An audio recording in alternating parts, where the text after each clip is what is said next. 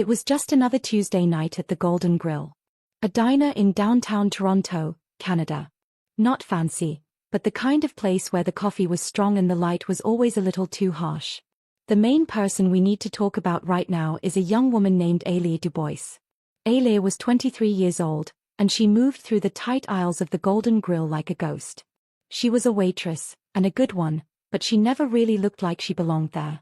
She had a quiet strength about her, the kind you only notice if you look twice. She was black, and her skin was the color of rich cocoa butter. She was slender, almost delicate, but if you paid close attention when she lifted a heavy tray of plates, you could see the lean, powerful muscles in her arms.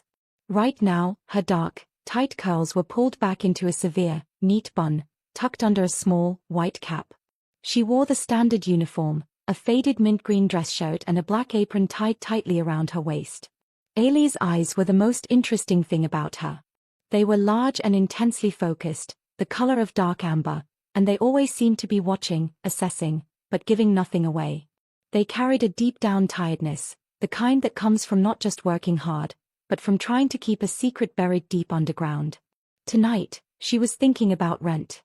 She was saving every single dollar she owned, pulling double shifts and sometimes triple ones. Her goal was to disappear completely, to move somewhere remote, maybe a small town in New Brunswick or deep into the mountains of Colorado. She just wanted to be forgotten. She wanted her old life to stay dead and gone. Around 8 p.m., the usual dinner rush had died down. Ailey was wiping the counter, humming a forgotten tune, when the whole atmosphere of the diner changed. It didn't change because the lights flickered or the music stopped. It changed because he walked in. The man's name was Jae-hoon Kwon. If fear had a face and a tailored suit, it would look exactly like Jae-hoon. He was only 32, but he already ran the entire East Coast operations for the biggest, most ruthless Korean crime syndicate. He was feared from Seoul to Seattle, and tonight, he was in Toronto for reasons nobody in that diner wanted to know. Jae-hoon was tall and sharp. His suit was dark charcoal, cut perfectly to his lean, strong frame. His hair was slicked back, showing off a perfectly carved, arrogant jawline. He was Korean, and his skin was pale, making the dark intensity of his eyes even more chilling. They were flat black, like polished stones, and they never smiled. They only looked, judged, and dismissed. He didn't just walk into the diner, he arrived. Behind him marched two men. One was massive, a black man named Marcus who looked like he could snap a baseball bat in half. The other, thinner and more viper-like, was named Chen, and he constantly scanned the room. These weren't just bodyguards, they were loyal shadows, and their presence alone made the customers at the booth suddenly stop chewing. Jae-hoon didn't look at the menu. He simply pointed one expensive watch-adorned hand at a table and sat down. Ailey felt the familiar icy knot tighten in her stomach. She knew his type. People like this boss, powerful, cruel, and completely convinced of their own importance. They were the reason she was hiding in a diner uniform in the first place. She took a deep breath and walked to the table. She kept her gaze focused on the notepad. "Good evening," Ailey said, her voice soft but professional. "What can I get for you?" Jae-hoon didn't look up. He was fiddling with the silver cufflink on his left wrist. "Bring me your best steak. Medium rare. And a bottle of your finest aged whiskey. If you even have such a thing in this establishment." His voice was low, carrying a soft Korean lilt mixed with the hard edge of absolute authority. Ailey paused. "Sir, this is a diner. We have steak, but our finest liquor is probably—" "Don't tell me what you have," he cut her off, his eyes finally lifting. They met hers, and for a split second, Ailey felt that cold, assessing look pace right through her. "Tell me what you are going to bring me. And make it quick. I don't like waiting for people who are paid to serve me." Ailey forced a slight, professional smile. "I'll bring you the steak and the best bourbon we have, sir. Right away." She turned before she could say something she'd regret. The rest of the meal passed with oppressive silence. Jae-hoon ate alone while his men stood sentinel-like behind him, ensuring no other waiter dared approach. Then came the moment that changed everything. Ailey was clearing a nearby table. She had her back to Jae-hoon's booth, stacking plates carefully. Jae-hoon finished his meal and, instead of standing, he casually tossed his crumpled linen napkin toward the floor. It didn't land on the floor, though. It missed and landed squarely in the half-eaten plate of the customer at the next table, a kindly older man who had been nervously watching the whole event. The older man, named Walter, gasped in surprise.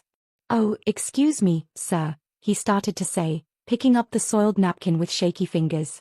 Jae-hoon glared at him, a flicker of pure disgust crossing his face. "Watch yourself, old man. Keep your nose out of business that doesn't concern you." Ailey saw the flash of humiliation on Walter's face, a good man made to feel small just because this crime boss was bored. Something snapped inside her. It was the sound of her carefully constructed piece cracking. She walked straight to Jae-hoon's table, ignoring the silent warning glare from his guards. "Sir, the trash can is right here," she said calmly, pointing to the silver bin near the booth. She reached down and politely retrieved the napkin from the wrong plate. "It's just easier for us all if the used napkins go in the can." Jae-hoon slowly leaned back in the booth, his eyes narrowing to slits. The entire diner went completely silent. You could hear the sputtering of the fry machine in the kitchen. "You have a nerve, little maid," Jae-hoon said, his voice dangerously soft. "I pay for the food, I can throw the napkin anywhere I want. Who are you to lecture me on where to put my trash?" "I'm the person who cleans it up," Ailey replied, keeping her voice level. "And I was simply suggesting a quicker way to do things." This wasn't just about a napkin anymore.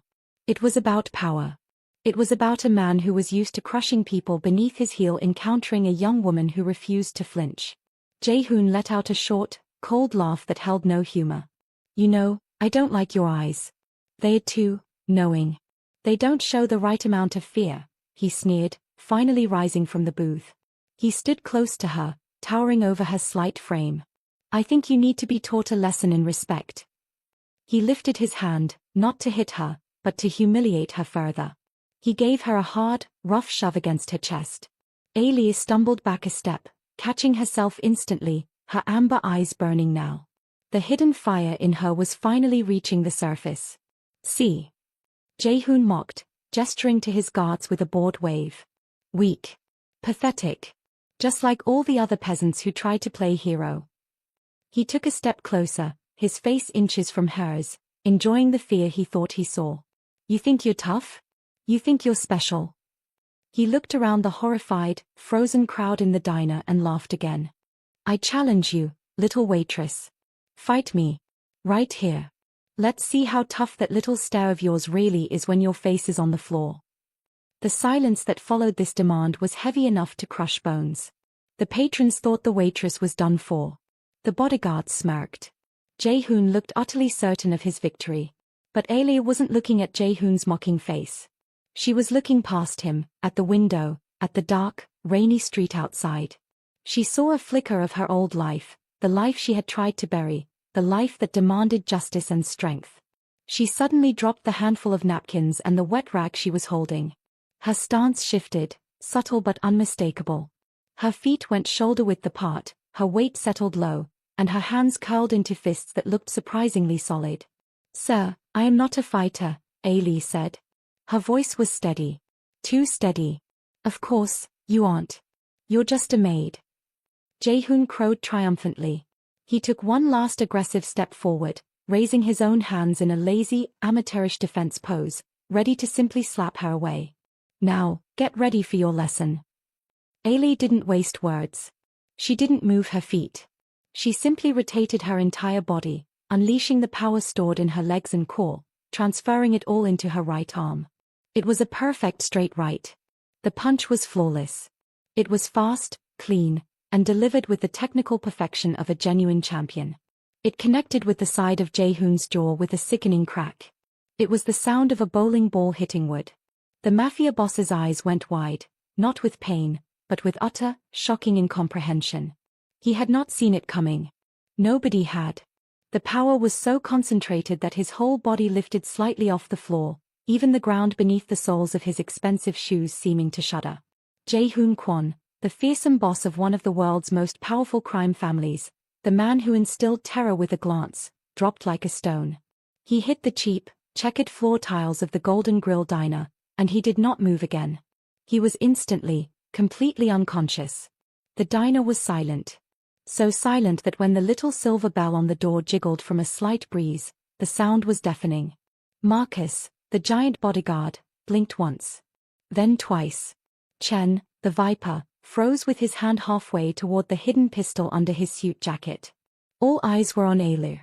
She stood there, breathing evenly, her right fist slightly extended, already relaxing the muscles that had just delivered the punch that shook the entire underworld to its foundations. Her amber eyes held no triumph, only a deep, weary regret. I told him I wasn't a fighter, Ailu whispered, mostly to herself. Marcus finally moved. He let out a low, guttural roar and lunged toward Ailu, his hands already grappling for her neck. But Ailu was faster. She wasn't focused on Marcus, though. She was focused on the exit, on survival. She sidestepped the massive man easily, dipping low beneath his reaching arm. As she passed, she delivered a sharp, unexpected elbow strike right into the solar plexus of Chen, who was just pulling out his weapon. Chen gagged, dropping his gun, stumbling back against the counter. Ailu didn't pause to look at the destruction she caused. The waitress uniform suddenly seemed ridiculous, a cheap costume that couldn't hide the powerhouse beneath. She reached the door, pulled it open, and slipped out into the cold, rainy Toronto night. The moment she was outside, the adrenaline faded, replaced by cold dread.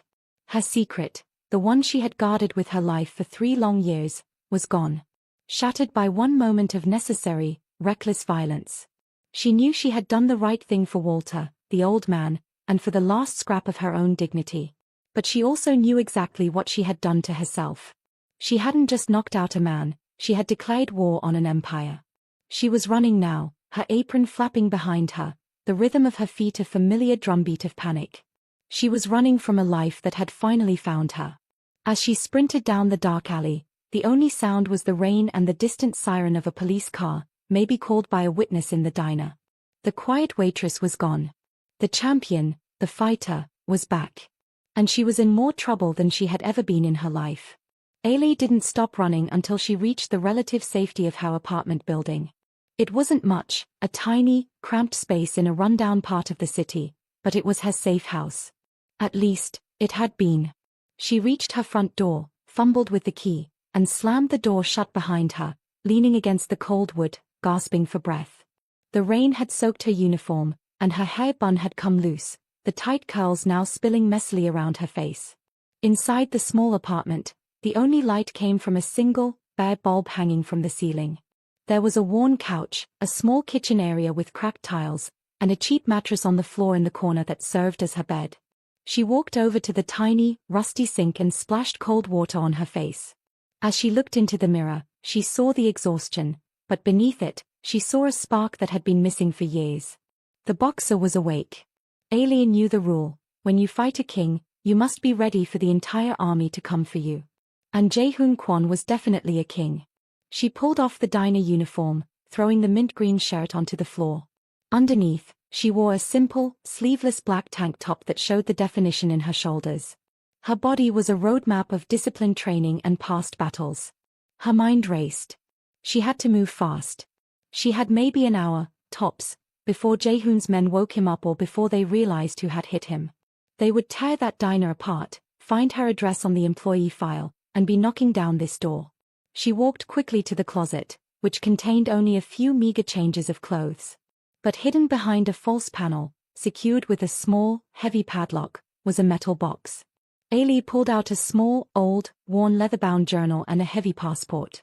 She also took out a wad of cash, the hard-earned money from 2 years of working in that miserable diner, stacking plates and taking insults. It wasn't enough to disappear forever, but it was enough to buy her a few days of lead time. It's time to call Leo, she thought. The one person I swore I would never put in danger again. Leo Maxwell was her former manager and trainer. A kind, rugged black man in his late 50s who lived in Kingston, Jamaica, running a small, slightly shabby boxing gym by the coast. He had been a father figure to her after her own life fell apart. He was the one who taught her how to fight, how to survive, and how to punch with the force of a wrecking ball. He knew her secret, and he was the only one. She reached for her old, beaten-up flip phone, the kind that couldn't be tracked, and hesitated. Making that call was not just asking for help, it was dragging Leo into the crosshairs of the Korean mafia. But she had no choice. She was already dead if she stayed. Her fingers trembled slightly as she dialed the well-remembered number. It rang 3 times before a gruff, familiar voice answered. Hello? Who is this? If this is about the gym rates, call back after 8, man, Leo grumbled, his Jamaican accent thick and warm. Leo, it's me. It's Ailey, she whispered into the phone. The voice on the other end went instantly, chillingly quiet. The warmth vanished. Ailey. Oh, God, Ailey. I told you never to call this number unless the worst happened. What happened? Tell me what happened, child. His voice was laced with deep concern and fear. Ailey closed her eyes, forcing herself to be calm, professional. The fighter had to talk, not the waitress. I broke the rule, Leo. I had to. Someone challenged me. A very powerful someone. A Korean man. Mafia, I think. Very dangerous. I knocked him out cold, Leo. In a crowded place. They saw me. A long, painful silence stretched across the thousands of miles between them. You broke the rule. You used the right hand, Leo said, his voice flat with realization. You know what this means, right? Everything we worked for, all the hiding. I know, Ailey interrupted, tears pricking her eyes, but she fought them down. It's over. I have to go underground completely. I need your help, Leo. I need a place to disappear. A deep hole, somewhere they can't find me. Can you do it? Leo sighed, the sound loud and heavy, like air escaping a tire. You are family, child. Always. This Korean syndicate, they are dogs, but they are smart dogs. They will hunt you like no one else. But I have one place. It's risky. A friend's fishing boat runs from Miami down to a small island chain in the Caribbean, not far from here. It's totally off-grid. But you need to get to Miami first. Tonight. Ailey's heart pounded. Miami was 1,000 miles away. I can do it, she said, her voice regaining its iron strength. I'm on my way to the station now. I'll take a bus. I'll make the connection. Tell me where to meet the boat. Leo spent the next 10 minutes giving her coded instructions, telling her what to wear, who to look for, and exactly how much money to carry. Ailey, Leo said, just before hanging up, his voice cracking slightly. Be safe. And remember what I taught you. The fight starts now. I remember, Leo. Thank you. She hung up, dropped the cheap phone back in the metal box, and quickly began packing a small backpack. Only essentials, a few dark clothes, the journal, the passport, and the cash. As she packed, she caught her reflection again. The amber eyes looked fierce now, ready. The waitress had made a huge mistake, but the boxer was ready to face the consequences. She had sought peace and found only war. But perhaps, just perhaps, fighting for her life was the only way she would ever find true freedom. The punch that shook the underworld was thrown. Now she had to survive the aftershocks. She zipped up the bag, took one last look around the tiny apartment, the apartment where she had hoped to finally build a quiet life, and opened the door. The sound of the key turning in the lock was final. She was leaving Toronto, leaving the past behind, but walking straight into a future of danger. The fight for justice, dignity, and survival had begun. Hope was a flicker, but it was enough to keep her moving.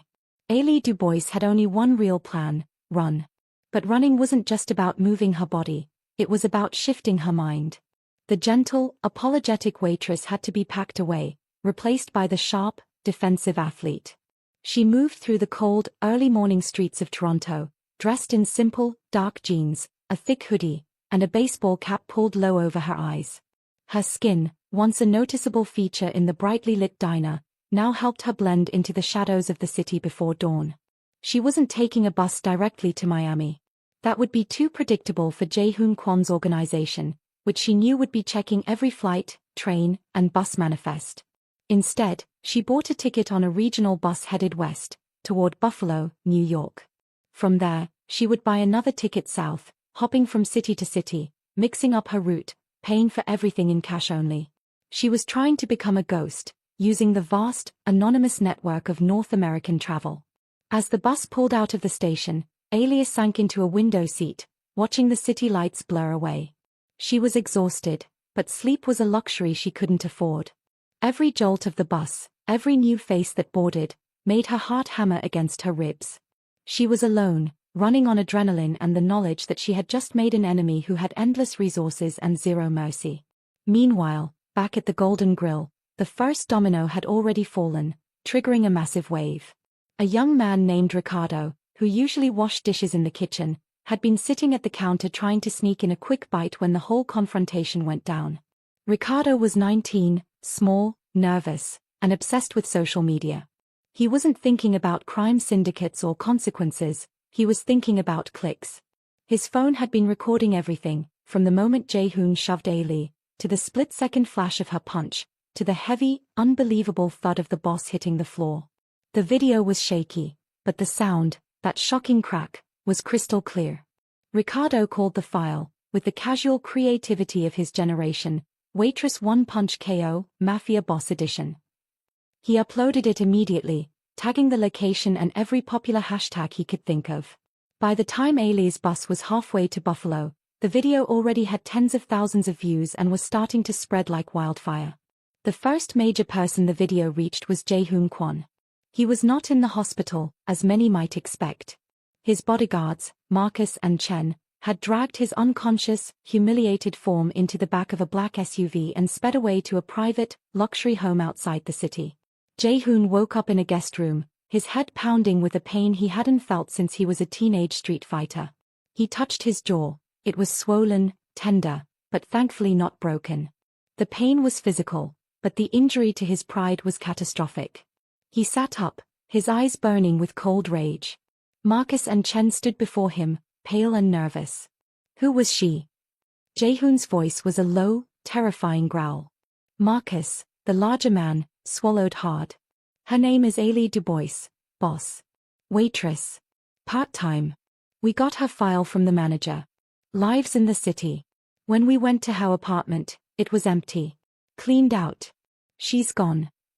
Jae-hoon didn't need to ask if they had found the diner video. The look on his guards' faces told him the world knew. He reached for the phone Chen was holding out and watched the 30-second clip. He watched the casual insult, the confident swagger of his past self, and then the flash of power, the perfect rotation, the textbook technique. He watched himself fall like a sack of rice. He watched it 3 times. The blood drained from his face, leaving only fury behind. She is not a waitress, Jae-hoon stated, his voice now dangerously calm. She is trained. That was not luck. That was a specialist. A professional. He looked at Marcus, his face expressionless. Find her. Now. Use every connection. Every camera. Every dollar. I don't care if she's hiding on the moon. Bring her to me. And Marcus. Jae-hoon leaned forward, the black eyes pinning his guard. I don't want her killed. I want her broken. I want her to understand the cost of embarrassing Kwon Jae-hoon. The hunt was officially on.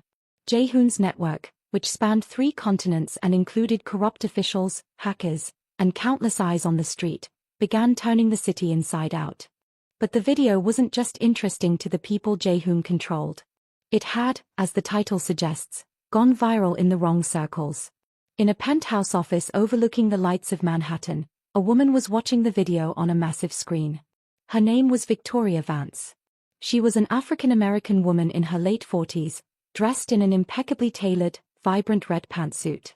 She was a billionaire several times over, having made her fortune in high-end private security, but her true power lay in her side business, running the most lucrative, secretive underground fighting ring in the Western Hemisphere. Victoria took a slow sip of her crystal-clear scotch. Her face, framed by stylish, short, silver-streaked hair, showed a mixture of shock and sheer delight. Look at that timing, Elias, she said to the stone-looking white man standing beside her. Elias Grant was her chief of operations and a former world champion kickboxer. Perfect. Absolutely flawless. Textbook mechanics. Where did that come from? Elias's voice was tight with professional respect. Victoria pointed a perfectly manicured finger at the screen. A waitress in a mint green dress, Elias. This little one, this Ailey Dubois, she just embarrassed the Kwon Syndicate on camera. That kind of skill doesn't come from a weekly boxercise class. She smiled, a slow, predatory curve of her lips. She's running, naturally. The Kwon family won't let this go. They will hunt her down. But if we find her first, imagine what she could do in the ring. She is fast. She is powerful. She is marketable. Victoria Vance picked up her phone. Start digging, Elias. I want to know everything about Ailey Dubois. Her history, her past fights, her training. I want her to disappear into my network before Jaehoon's dogs can get their teeth into her. As the world debated the identity of the mysterious waitress, Ailey was enduring a cramped, smelly 15-hour bus ride, trying to look like nothing more than a student catching up on sleep. She arrived in the middle of Pennsylvania at a sprawling bus depot, a neutral ground where she hoped to melt away again. She knew she couldn't risk another big bus line. She needed to go smaller. She found a dingy, cash-only rental car place a few blocks from the depot. The owner was a kind, sleepy-eyed woman named Martha, who didn't ask any questions as Ailey paid a huge sum of cash for a beat-up sedan. Ailey started driving south. She drove for hours, pushing herself, letting the highway lines blur into a hypnotic rhythm. She changed her clothes inside a truck stop bathroom, swapping the hoodie for a plain black long-sleeve shirt and pulling her hair into 2 tight braids. Every change was meant to disrupt the image Jaehoon's network would be looking for. She knew they would be looking for a black woman in her 20s, maybe heading toward a major southern city. That much was unavoidable. But she was relying on the fact that her history, her past as a competitive fighter, was so well buried, so deeply guarded by Leo, that it wouldn't be easy to uncover. Around midnight, somewhere in North Carolina, she stopped at a deserted gas station to fill the tank. As she was pumping gas, she saw a large, expensive-looking black sedan, the kind that didn't belong in this dusty, rural area, pulling up slowly across the street. Ailey's training kicked in. She didn't look directly at the car, but her peripheral vision tracked every movement. The car stopped, and 2 men got out. They were both Asian, wearing dark suits, and they had the telltale bulk of professional muscle. They weren't looking at her yet, but they were scanning the street methodically. Ailey instantly recognized the expensive tailoring and the cold, focused attention that signaled Jaehoon's crew. They had found her faster than she thought. They must have checked her bus ticket destination and were simply setting up checkpoints on the major route south. Panic tried to grip her, but she crushed it instantly. Panic was death. She finished pumping the gas, moving with forced calmness. She paid for the gas and a bottle of water inside the station, her heart rate spiking, but her face a mask of bored exhaustion. As she got back into her rental car, she heard one of the men across the street talking loudly into a phone in clipped Korean. She didn't understand the words, but the tone was aggressive, urgent. She pulled out of the station slowly, resisting the urge to slam the accelerator. She had to blend in, appear like any other tired traveler. She drove for 5 tense minutes down the highway until she saw a small, barely visible dirt road cutting off into a thick patch of woods. It was a terrible road, but it was salvation. Ailey didn't hesitate. She hit the brakes, signaling a turn onto the main road, but then swerved hard, taking the little sedan bouncing and rattling onto the dirt track. The woods closed in immediately, swallowing the car in darkness. The tires spun on the loose earth, but she kept the speed manageable. She checked her rearview mirror. Sure enough, the black sedan had seen her move and was now trying to follow, the car's expensive suspension struggling with the rough terrain. She wasn't trying to outrun them completely yet. She was trying to shake them long enough to lose the easy trail. She drove for what felt like an eternity, the road getting rougher until it became almost impassable. Finally, she stopped the car deep within the woods, turned off the engine, and cut the headlights. Silence descended, thick and absolute. She grabbed her backpack, took a deep breath, and slid out of the car. She wasn't driving anymore. She was moving on foot. The boxer's body was now her only vehicle. She ran through the trees parallel to the dirt road, keeping the car visible through the thicket. A few minutes later, she heard the loud, frustrated roar of the Mafia car's engine as the driver tried to force it past a deep rut. They were close, but they were still stuck to the road. Ailey didn't wait. She moved deeper into the forest, using her years of rigorous training, running, jumping, dodging, to navigate the uneven terrain in the dark. She was a runner now, but she wasn't running from fear, she was running with purpose. She ran for a full hour, moving until she hit a small, quiet secondary road. She knew she was putting distance between herself and the frustrated Mafia crew stuck in the mud. She looked up at the moon, which was just beginning to peek through the clouds. It was going to be an impossible journey, a race against an enemy that had the whole world as its playground. But every mile she covered, every shadow she used, was a small, hard-won victory. She was the viral sensation that the powerful wanted to use or destroy. But they were underestimating her willpower, her training, and the sheer desperation that fueled her flight. She was heading toward the sun, toward Jamaica, toward the only friend she had left, carrying the weight of the entire underworld on her shoulders. Her fate was now tied to that single, perfect punch. She was bruised, tired, and terrified, but she was alive, and she was fighting. Hope, just like the dawn, was rising slowly in the east, urging her forward.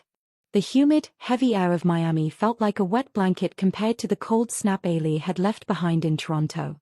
She had survived the long, tense journey south, ditching the rental car in Georgia and covering the final miles with a mix of shared rides and walking, always paying in small, untraceable bundles of cash. Miami wasn't a place for hiding, it was a place for showing off. The energy was too loud, the sun too bright, and the people too focused on fast, easy money. This was exactly why it made a good temporary cover. In a city this busy and this loud, a quiet person could easily disappear into the background noise, like a single grain of sand on a vast, busy beach. Ailey needed cash and a way to stay close to the water, where her rendezvous with Leo's contact was scheduled to take place. She quickly found work at a busy, run-down seafood shack right near the docks. It was called Captain Cow's, and it specialized in cheap fried fish and greasy hush puppies. She wasn't serving tables this time, though. She was a cleaner. She had shed the mint green uniform and adopted a new one, faded blue jeans, an oversized gray t-shirt, and a perpetually weary expression. Her hair was now often hidden beneath a bandana, and she wore cheap, thick-rimmed glasses that obscured the intensity in her amber eyes. She looked like a tired student working a summer job to pay for textbooks. Her new boss, a heavy-set, exhausted man named Raoul who was always wiping sweat from his brow, didn't care about background checks. He cared that she showed up on time and scrubbed the grease out of the fryer vents without complaint. This was her new routine. She arrived at 6 a.m., mopped floors slick with fish oil, took out the steaming trash, and scrubbed counters until her arms ached. She was the definition of invisible. And she played the part perfectly. If a cook snapped at her, she nodded and apologized softly. If Raoul barked an unreasonable order, she dropped what she was doing and obeyed instantly. She never argued, never pushed back, and never made eye contact.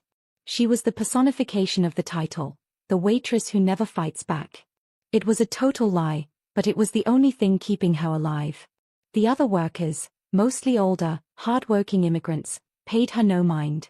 They saw a shy girl, quiet and dedicated. They couldn't know that the girl who was scrubbing dried ketchup off a booth cushion was the same one who had put a feared mafia boss to sleep with a single blow. Ailey's only true sanctuary was the cramped, hot room she rented above a dilapidated laundromat several blocks away. The room smelled permanently of bleach and mildew, but it had a lock on the door and a window that overlooked a fire escape. Every night, after her shift ended and the moon was high, the waitress mask came off. Ailey would lock the door, turn off the dim light, and stand in the center of the small, stuffy room. The sound of washing machines humming below was her soundtrack. She would take a deep breath, and then she would begin. She didn't use any equipment. No heavy bags, no speed bags, no ring. She used only the air and the memory of the past. This was her shadowboxing. In the darkness, the tired cleaner vanished. The true champion emerged. Her feet started moving, silent and quick, sliding across the cheap linoleum floor. Her body became a coiled spring of controlled energy. It was a beautiful, terrifying dance. Jab, jab, cross. The punches were sharp and fast. They weren't just movements, they were surgical strikes. She moved her head, weaving and slipping with the fluidity of water, dodging ghost opponents only she could see. Her form was flawless, taught by years of relentless training under Leo's watchful eye. Every muscle, from her strong calves to her shoulders, moved in perfect harmony. The air around her would snap with the force of her strikes. She wasn't fighting an imaginary man, she was fighting the fear, the guilt, and the impossible situation she was in. Tonight, as she pivoted perfectly and delivered a ferocious combination, a deep tremor of pain shot through her soul, momentarily breaking her focus. The memory was immediate and visceral, brought on by the familiar rhythm of the fight. She saw the bright, blinding lights. She smelled the thick, metallic tang of the arena. She heard the roar of 10,000 people, all screaming her name, Alia the Apex Du Bois. The memory wasn't of winning. It was of loss. A devastating, life-altering loss. It was 3 years ago, at Madison Square Garden.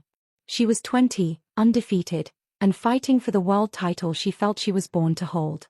She was fighting a cruel, relentless opponent named Serena. In the final round, Alia had landed a knockout blow. The bell rang, the crowd erupted, and Alia raised her arms in triumph. But when she looked across the ring, she saw Serena stumble, not just from the punch, but from a sudden, sharp, inexplicable look of agony. Days later, Alia learned the devastating truth. Serena, who had pushed herself too hard to make weight, collapsed from a severe complication caused by dehydration and the final blow. Serena survived, but the damage was permanent. Her career was over. Her life was fundamentally changed. Alia was cleared by every commission. It was an accident. It was the risk of the sport. But to Alia, it was a tragedy, and it was her fault. She had chased the glory, and another person had paid the ultimate price. That was the night she quit. That was the night she gave up the title, the money, the fame, and the future. She made a vow: I will never raise my hands in violence again. That vow was what she was running from now. That single, necessary punch she threw at Jae-hoon Kwon had saved an old man's dignity, but it had shattered her self-imposed exile. Exhausted, Alia finished the routine, her breathing ragged but controlled. She leaned against the damp wall, her body glistening with sweat, the smell of bleach mixing with the scent of her exertion. You're still the best, Apex, she whispered into the darkness, using the fighting nickname she hadn't spoken aloud in years. While Alia was fighting her ghosts, the real threats were closing in on Miami. Jae-hoon Kwon's network had managed to trace Alia's bus connections and the rental car drop-off point. They knew she was in the southeast. They had operatives working the ports, the airports, and the major shipping hubs in Florida. Jae-hoon wasn't messing around, he was pouring millions into finding her, fueled by his unbearable shame. One of his agents, a clean-cut man named Minho who specialized in tracing digital footprints, was sitting in a high-rise Miami hotel room, looking at the city's network of cameras. We have a positive match, boss, Minho reported over a secure line to Jae-hoon, who was now in a temporary office in New York. She's using all cash. No credit cards. But one of her old social media contacts, a low-level acquaintance from Toronto, posted a blurry photo of a girl looking just like her, near a dockside seafood place here in Miami yesterday. She was wearing an oversized gray shirt. The place is called Captain Cal's. Jae-hoon's voice was cold steel. A seafood shack. Perfect. Send 2 teams. 1 to observe, 1 to secure. I want her alive, Minho. And I want the operation quiet. No more viral videos. Meanwhile, Victoria Vance's team was also making progress, but in a different way. Elias, Victoria's chief of operations, was using old-school boxing connections. He had traced Alia's fighting history back to a single gym in Toronto and, more importantly, to her former trainer, Leo Maxwell, who lived in Jamaica. We can't find her, but we know where she's going, Elias told Victoria, who was now relaxing on her yacht off the Florida coast. She trained under Leo Maxwell. They are close. Leo runs a gym in Kingston. We believe she is heading to the Caribbean, possibly Jamaica, to hide out with him. Victoria smiled, adjusting her designer sunglasses. Brilliant, Elias. The sea is a much better place for hunting than the streets. Focus on the ports of departure. See if you can find the boat she's taking. I don't want to fight the Kwon Syndicate over her. I want to intercept her first, offer her a life-changing deal, and put her in my main event. Alia was literally caught between a hunter who wanted her destroyed and a predator who wanted her used. Both threats were converging on the small seafood shack she cleaned every morning.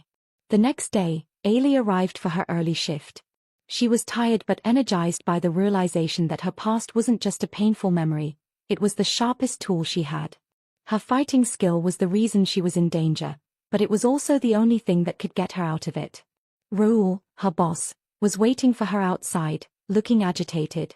Alia, there's a problem, he mumbled, gesturing nervously. A very bad problem. 2 men. They look like trouble. They asked for the new girl. They asked for you. Ailey's heart sank, but her mind stayed clear. It was too fast. Jaehoon's men were already here. What did you tell them? She asked, her voice low. I told them I only had old women working here. But they left a note. Said they will be back tonight. They looked like they meant business. Raoul wrung his hands. You need to go, Ailey. Now. I don't want their trouble near my shop. Ailey nodded once. Raoul hadn't betrayed her, but he couldn't protect her either. The clean uniform, the anonymity, the quiet routine, it was all compromised. She turned to leave, but as she did, she saw them. Not the two men who had visited earlier. These were different. Across the street, sitting in a black SUV with tinted windows, she saw a woman who looked strikingly like the picture Elias had shown Victoria Vance, sharp, stylish, and looking directly at Captain Cowles. She wasn't Korean mafia, but she carried the unmistakable air of wealth and control. They had found her. All of them. Ailey ducked into a narrow alleyway between two storage buildings. She didn't have time to call Leo or wait for the boat rendezvous. She had to move now. She pulled off the cheap glasses, tossing them into a dumpster, and pulled the bandana off her hair, letting the curls spill out. The cleaner was gone. The champion was running, this time not just from a past mistake, but toward the desperate hope of freedom. She ran toward the docks, toward the maze of rusty shipping containers and heavy machinery. She had nothing but the clothes on her back, the money in her pocket, and the perfect, terrifying skill in her fists.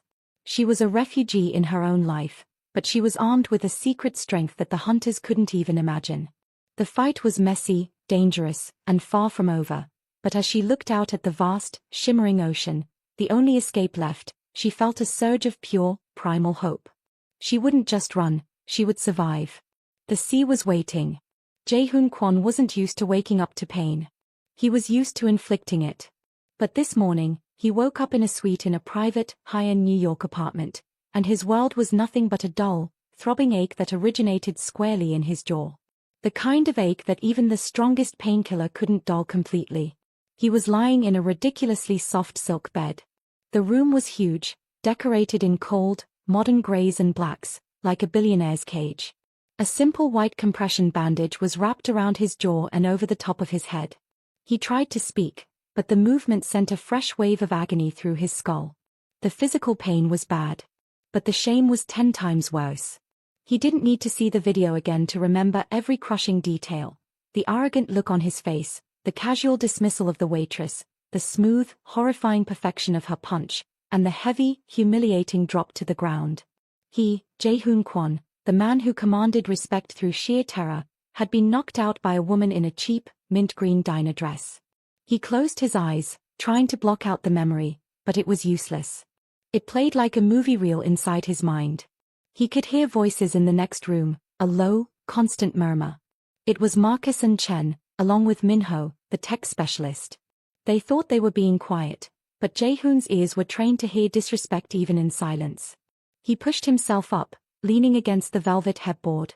He was a terrifying sight, a wealthy, powerful man reduced to a bandaged invalid.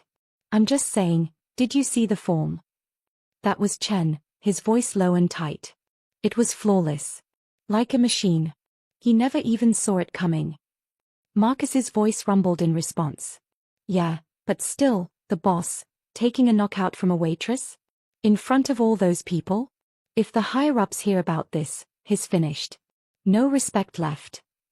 Minho cut in quickly, sounding nervous. It's already bad, Marcus. The video reached every rival gang from Boston to Chicago. They're calling her the Ghost Punch. They're laughing at the Kwon name.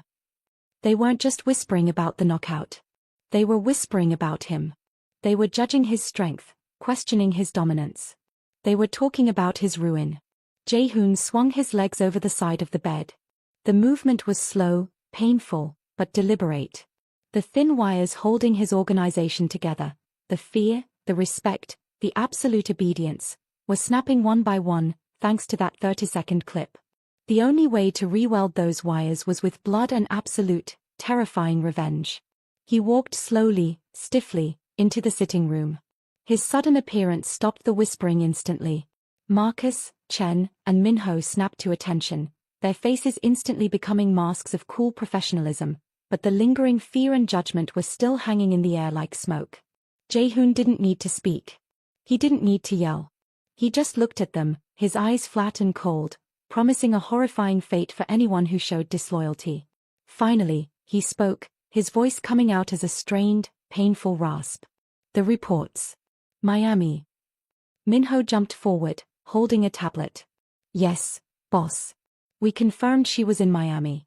She worked temporarily at a seafood shack called Captain Cal's near the docks. She left just hours ago. We found the rental car she ditched in Georgia, too. She's going south. She's definitely heading for the Caribbean. She's trying to meet a boat. Jae-hoon nodded slowly. A boat. She has a contact. Someone taught her that punch. Find the contact. Find the boat. And find the girl. He pointed a finger, still trembling slightly from the punch's aftershocks, at Marcus. Marcus, I want you in Miami now. Take a small team. Quietly. Find the docks. Find her boat. I want eyes on her until I can travel and deal with her myself. His voice was laced with pure venom as he uttered his vow. I don't care if she is a champion. I don't care if she is a ghost. I will shatter her before she reaches the ocean. She embarrassed me. She will pay with everything she holds dear. My name is Kwon Jae-hoon. Nobody ruins my reputation and lives to tell the story. The fear in the room solidified. The whispering stopped. The hunt was now a blood feud driven by a boss's wounded pride. Meanwhile, Ailey was struggling to keep moving through the suffocating heat of the Miami docks. The maze of metal containers, heavy machinery, and constant noise of cranes was her last best chance at hiding. She was running on sheer instinct now, using the cover of the massive, stacked shipping containers to move quickly and avoid detection. She knew Jae-hoon's men, and possibly Victoria Vance's too, were closing in on Captain Cal's, which was just a short, dangerous sprint away. She had to locate the boat Leo had arranged. The code was simple: look for the old, rusty fishing trawler named the Regret. The captain would be wearing a bright yellow bandana. She moved with the precision she used in the ring, slipping through narrow gaps between cargo, her eyes constantly scanning the shadows. The air smelled of salt, diesel, and fear. Suddenly, she stopped dead behind a huge stack of containers labeled for shipping to Central America. She heard the distinct, heavy sound of professional leather shoes crunching on gravel. She flattened herself against the cold, corrugated steel, holding her breath. Two men walked past her hiding spot, speaking in low, clipped Korean. She couldn't understand the words, but the tone was urgent, and one of them was holding a phone, looking at a picture, undoubtedly, her face. They were wearing the telltale expensive suits of Jae-hoon's crew, looking completely out of place against the grime of the docks. They were everywhere. The net was tightening. Ailey allowed herself a small, silent moment of pure terror. She was one person against an army of resources and hatred. Her freedom, her life, depended entirely on finding one specific, beat-up boat among 1,000 others. She watched the men move toward the main pier where the larger vessels were docked, searching the ship's names. That was her chance. She knew Leo wouldn't use a large freighter, he would use a small, fast vessel that could slip away unnoticed. She headed in the opposite direction, toward the smaller, less-used fishing piers. This entire saga, the desperation, the running, the fear, all came down to one truth: skill saves lives. Without the years of brutal training, without the strength she had tried to abandon, she would have been captured or killed hours ago. The training was her only ticket to survival. We are now right in the middle of this high-stakes escape. Ailey is using everything she learned in the boxing ring to navigate the most dangerous maze in her life. It makes you wonder, if you were in her shoes, what skill you would rely on to survive. Ailey reached the fishing pier. It was rickety, smelling strongly of old fish and salt water. There were dozens of small boats tied up here, bobbing gently in the murky water. Her heart pounded as she scanned the vessels. The Regret. She had to find the Regret. She passed a sailboat named Ocean Dream, a small trawler named Sea Spray, and then, almost hidden behind a mountain of fishing nets, she saw it. It was exactly as Leo described: old, rusted, and looking barely seaworthy. Painted on the stern in faded blue letters was the name, The Regret. Relief washed over her, so intense it almost made her dizzy. But she wasn't safe yet. She quickly scanned the deck. A figure was bent over the boat's engine hatch, tinkering with a wrench. The figure was short and stocky, wearing old, faded denim overalls, and tied around their neck, partially tucked into the shirt, was a flash of bright yellow bandana. Ailey didn't hesitate. She walked quickly down the pier, her footsteps light despite her exhaustion. "Excuse me," she said softly, approaching the figure. "Are you the captain of this vessel?" The person slowly straightened up. It wasn't a man, but a tough-looking woman in her mid-50s, her skin tanned and weathered by the sun, her eyes sharp and intelligent. The woman didn't smile. She just looked Ailey up and down, taking in the tired eyes, the faint bruise on her cheek, and the backpack that screamed fleeing. "That depends," the captain said, her voice rough, like gravel. "Are you bringing the sun back to Jamaica?" That was the second part of the code word. It meant, "Are you the fighter Leo sent?" "I am," Ailey said, letting out a breath she didn't realize she was holding. "I am bringing the sun." The captain's expression finally softened, though only slightly. She knew the danger they were in, Leo would have told her. "Then get on board, girl. We're already late. We've got company closing in on the main pier. They look like the kind of trouble that pays well for information, and I don't like those odds." The captain dropped the wrench and gestured toward the small cabin. "I'm Captain Maria. Get below deck. Don't make a sound until we're out of the harbor." Ailey climbed aboard the trawler, the deck swaying gently beneath her feet. It was dirty, cramped, and smelled strongly of bilge water and fish, but it was the most beautiful thing she had seen in days. It was her salvation. Captain Maria quickly moved to the wheelhouse, throwing the engine into gear. The boat sputtered, coughed, and finally roared to life, pulling slowly away from the dock. Just as the Regret was making its turn out of the fishing pier and into the wider harbor channel, Ailey risked one look back. She saw them. 4 black sedans, pulling up rapidly to the main pier, Jehoon's men spilling out, flooding the area where the large ships were docked. Marcus, the giant bodyguard, was clearly visible, pointing frantically at the names of the big vessels. They were looking in the wrong place. They had missed her by seconds. Ailey sank down onto the floor of the cabin, the sounds of the powerful engine filling her ears. She was bruised, exhausted, hunted, and now sailing toward an uncertain future. But for the first time since that terrible night in the diner, she felt a profound sense of hope. Justice, in the form of a quiet escape, had won the first round. The sea was dark and vast, but she was free, at least for now, and headed to the only home she had left. Back in the cold, opulent silence of his New York suite, Jaehoon Kwon was waiting for one thing: information. He wasn't waiting for an apology or a cure for his aching jaw. He was waiting for the name, the history, the weakness of the girl who had dared to touch him. His chief investigator, Min-ho, returned from Toronto looking like a man who had stared into a black hole.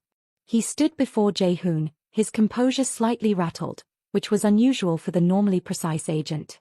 Marcus, the bodyguard, stood nearby, sullen and silent. "Boss," Min-ho began, his voice carefully neutral. "We have traced every legal and digital avenue. We've used every connection in the police, government, and financial sector in Toronto, all the way back to her birth year." Jaehoon looked at him, his bandaged jaw preventing any expression of impatience, but the cold fire in his eyes was enough. "And?"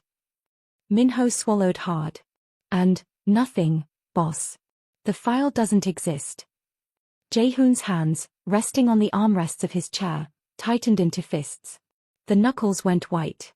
"Explain what you mean by nothing." "Every person has a history. A family. School records. A utility bill." "She has none, sir. Ailey Dubois is a ghost. The ID she used to get the job at the Golden Grill was registered only 3 years ago in Toronto. It's a clean identity, legally created, but there are no historical threads connected to it." Min-ho tapped his tablet, showing a blank screen. No high school or university enrollment anywhere. No immunization records. No parents listed in any Canadian or US database. No financial history before 3 years ago that wasn't cash only. She is a woman in her 20s who, according to paper, didn't exist until she started serving coffee in a diner. The silence that followed was suffocating. Jaehoon's fury wasn't loud or explosive, it was deep and terrifyingly controlled. This wasn't just a physical assault on him, It was an insult to his intelligence. She is not a student, Jae-hoon hissed, the movement hurting his jaw, but he didn't care. She has the skill of a professional fighter. A master. Where did she train? Minho's face brightened slightly. That's the only crack we found, boss. We used facial recognition on the blurred diner footage, cross-referencing it with the underground fight scene databases, the illegal ones, of course. Her face isn't there, but the technique is so unique, so clean, it belongs to a very specific school of fighting. He paused, lowering his voice. We traced the style back to an old, small, semi-legitimate boxing gym in the outskirts of Toronto. It shut down years ago. The owner was a former manager named Leo Maxwell. Black, ex-fighter. We found a few blurry training photos from 5 years ago.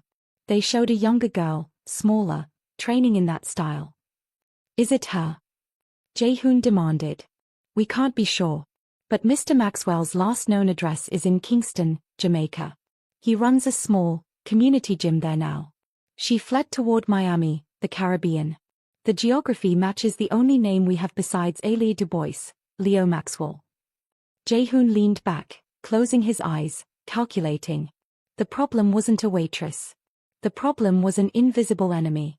She was a professional ghost, carefully hiding a lethal past. He had underestimated her skill, and now he was paying the price. Jamaica, Jae-hoon murmured. She is running to her teacher. She is running to her home. Fine.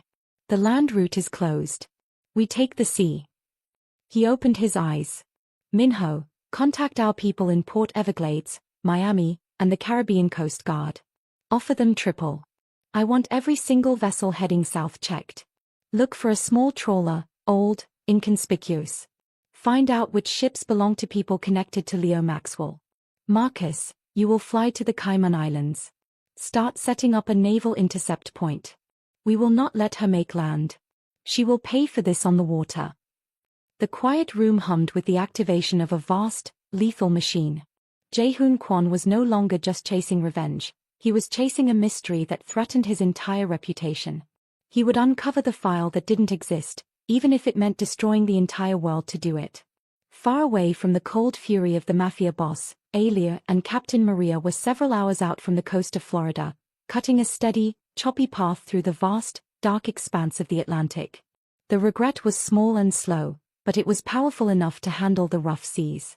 Below deck, the air was thick with the smell of diesel and damp wood. Alia was huddled in a tiny, makeshift bunk, wrapped in an old, scratchy blanket. Captain Maria was a sturdy, quiet woman who looked like she could wrestle a shark and win.